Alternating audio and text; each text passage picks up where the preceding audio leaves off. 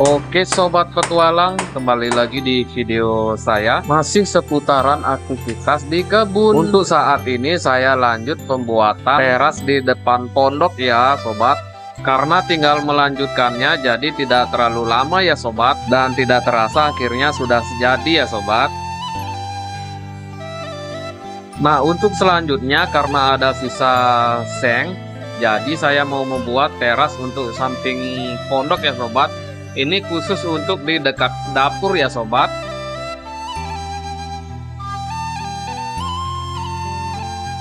Terlebih dahulu kita buat untuk rangkanya ya sobat, agar sengnya terpasang dengan rapi. Usahakan menggunakan meteran dengan siku-siku ya sobat. Lanjut kita potong untuk kayunya sobat. Memotongnya pelan tapi pasti ya sobat, agar potongan kayunya tidak seperti ular ya sobat, yaitu melengkung. Setelah potongan kayunya selesai, lanjut kita pasang ya sobat. Untuk pembuatan teras dapur ini kita memerlukan 3 seng. Kemudian kita paku ya sobat. Lanjut bagian tengahnya. Kemudian yang terakhir bagian ujungnya ya sobat. Usahakan memakunya dengan cukup rapi ya sobat, agar rangkanya jadi kuat ya sobat. Karena untuk daerah di sini sobat, anginnya cukup kencang ya sobat. Dan sobat lihat kan untuk pohon yang di depan pondok ini sobat, wah kencang sekali anginnya sobat.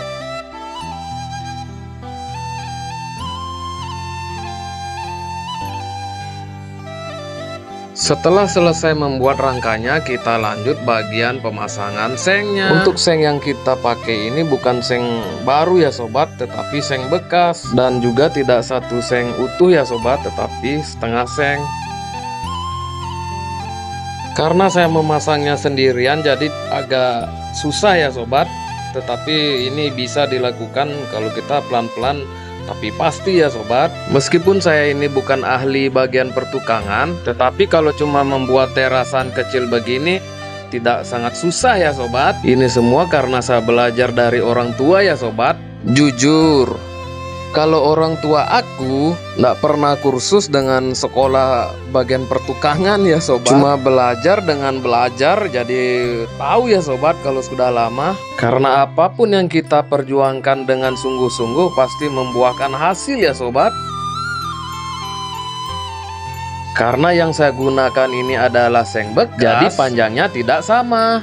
Jadi kita potong agar sama panjangnya. Dan saya memotongnya ini menggunakan gunting seng ya sobat. Dan jangan coba-coba menggunakan gunting kertas ya sobat.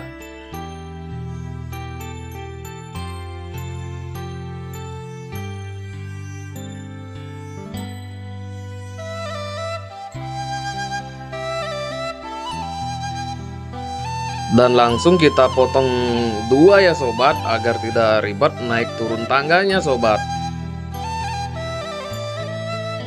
Usahakan kita garis ya sobat, agar sama semua panjangnya sobat. Dan dalam memotongnya tetap hati-hati ya sobat. Sobat tahu kan kalau seng ini sangat tajam sobat.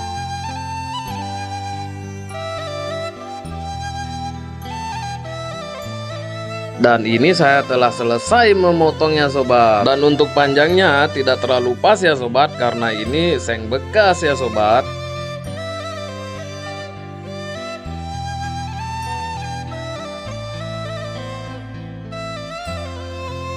Oke, kita lanjut ya sobat untuk pemasangan atapnya.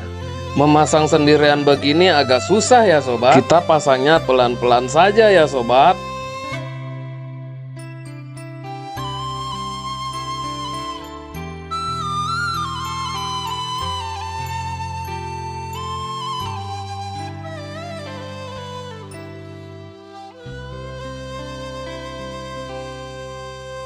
Dan untuk pemasangan seng yang kedua sudah selesai ya sobat. Kalau dilihat-lihat sudah tersusun dengan rapi ya sobat. Meskipun dikerjakan dengan sendiri ya sobat.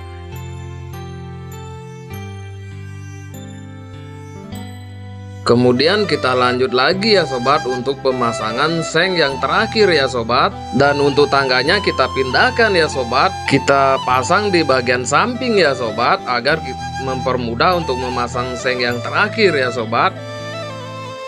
Karena ini pemasangan untuk seng yang terakhir, jadi kita pasang dari bawah ya sobat, supaya kita naik tinggal memakunya ya sobat.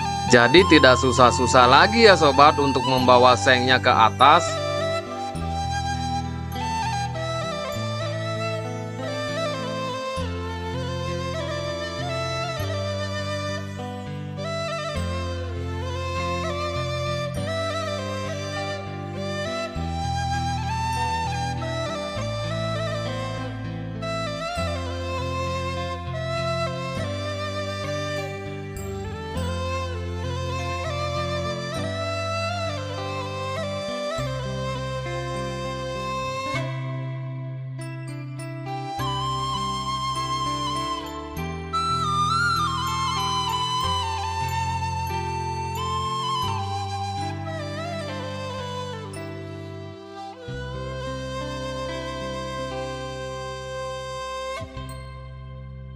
Kemudian sudah jadi ya sobat untuk pemasangan semua sengnya sobat.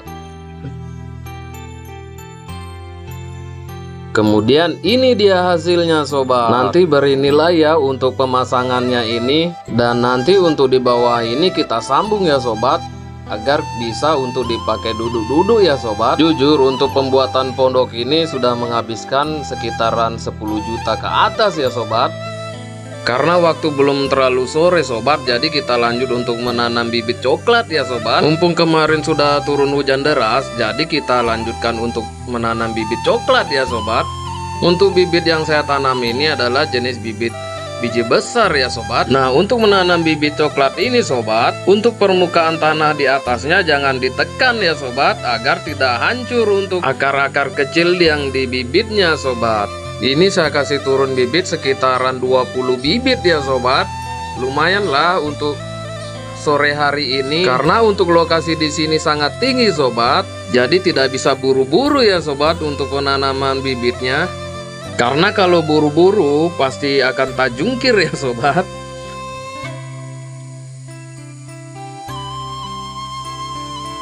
Karena sebelumnya saya sudah membersihkannya sobat, jadi agak terlalu mudah ya sobat untuk menanamnya. Mudah-mudahan selesai menanam bibit ini sobat, langsung turun hujan deras ya sobat, agar bibitnya jadi tumbuh subur ya sobat. Meskipun di daerah di sini sangat dingin sobat, kalau tidak ada hujan sama sekali sobat, pasti bibit ini bakalan stres ya sobat.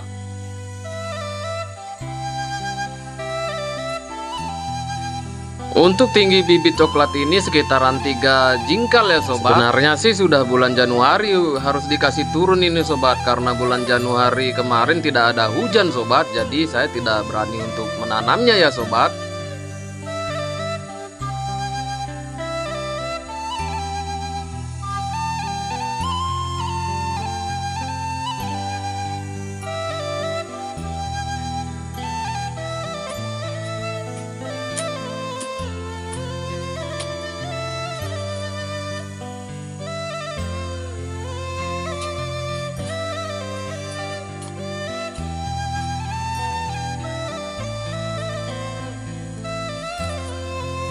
Setelah beberapa menit akhirnya sudah selesai ya sobat untuk penanaman bibit bagian bawah ini ya sobat. Nah, ini dia hasilnya sobat, selesai ditanam ya sobat. Mudah-mudahan sebentar langsung turun hujan ya sobat. Karena ini di ketinggian jadi kelihatan ya sobat untuk pondoknya. Setelah selesai untuk penanaman bibit bagian bawah sobat, jadi kita lanjut untuk penanaman bibit di puncak ya sobat. Karena sebelumnya bibit yang saya tanam sobat ada yang mati ya sobat. Biasalah kalau bibit itu pasti ada 1 atau 2 yang mati ya sobat. Jadi kita sulam untuk yang bibit baru ya sobat. Dan ini juga karena pengaruh tidak ada hujan ya sobat, sekitaran 2 bulanan tidak ada hujan ya sobat. Jadi bibit yang saya tanam ini cukup stres ya sobat. Nanti kita lanjutkan untuk penanaman bibit yang di atasnya lagi ya sobat. Nah, ini untuk bagian atas ini masih kurang bibit sekitaran 20 pohon ya sobat. Oke sobat, untuk video kali ini sampai di sini dulu ya sobat. Oke, thank you ya sobat.